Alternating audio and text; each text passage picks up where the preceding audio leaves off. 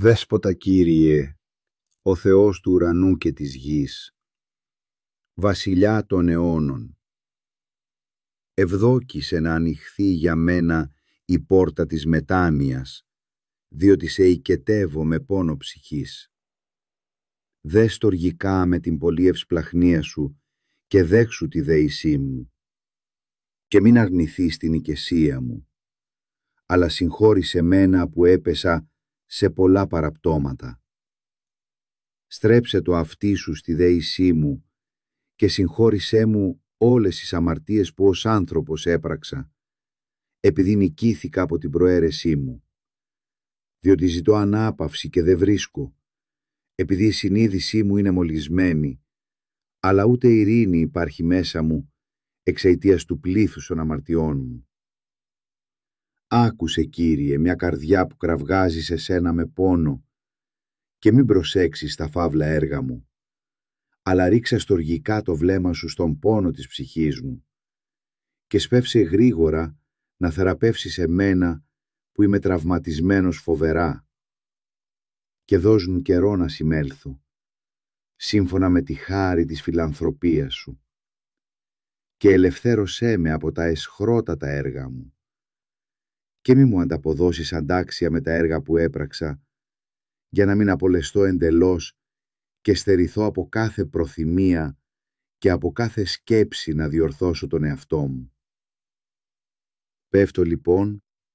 και γονατίζω στην εσπλαχνία σου για να ελεήσεις εμένα που είμαι ρηγμένος στη γη απ' την καταδίκη των έργων μου. Επαναφέρέ με, Δέσποτα, εμένα που κατέχομαι εχμάλωτος από τις πράξεις μου και σφίγγομαι σαν να είμαι δεμένος με αλυσίδα, διότι μόνο εσύ ξέρεις να ελευθερώνεις εκείνους που είναι δεμένοι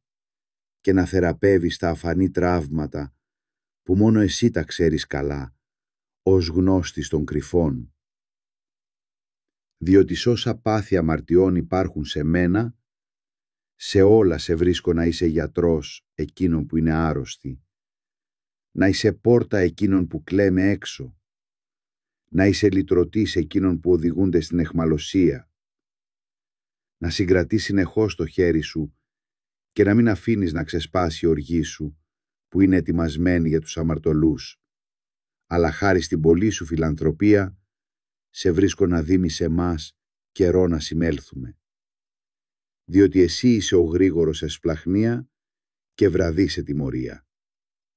Θέλησε λοιπόν να απλώσεις το χέρι σου σε μένα και να με ανασηκώσεις από το βόρβορο των αμαρτιών μου. Εσύ που δεν χαίρεσαι με την απώλεια του ανθρώπου και δεν αποστρέφεις το πρόσωπο από εκείνον που ατενίζει σε σένα με δάκρυα. Άκουσε, Κύριε, τη φωνή του δούλου σου που κραυγάζει σε σένα και φανέρωσε το πρόσωπό σου σε μένα τον σκοτισμένο και φώτισέ με την παρουσία του Αγίου Πνεύματος και χάρισε σε μένα τον αχρίο προθυμία και μετάτρεξε, Κύριε, το θρήνο μου σε χαρά και εξέσχισε το έντυμα του πένθους μου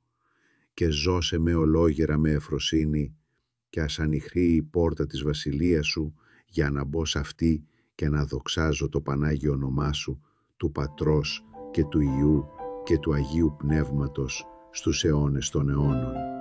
Αμήν.